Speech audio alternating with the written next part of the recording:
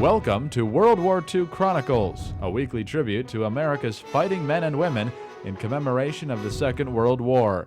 These programs are narrated by Ed Herlihy and are based on the news broadcasts of the war period from the recorded sound collection of the National Archives in Washington, D.C.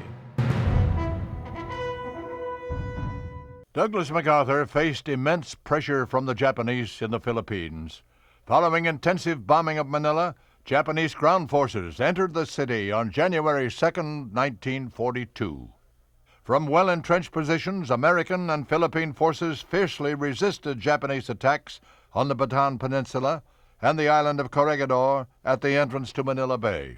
The defenders of Corregidor Island at the entrance to Manila Bay have fought off another Japanese bombing attack.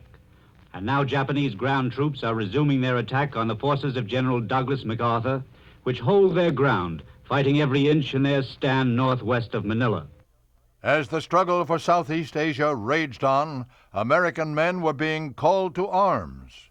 Following the fall of France in 1940, anticipated involvement in the European conflict had led to the passing of the Selective Service Act, requiring compulsory military service.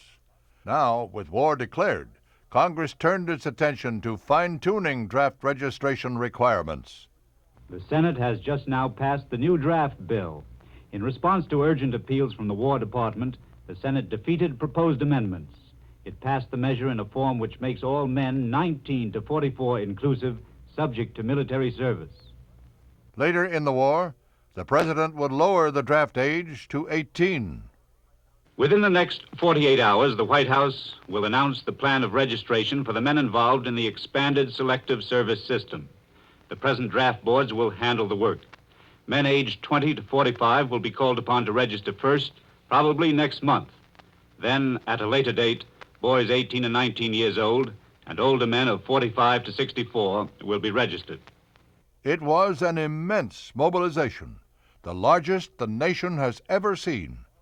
By the end of the war, a total of over 15 million men and women, including volunteers, had served in the armed services.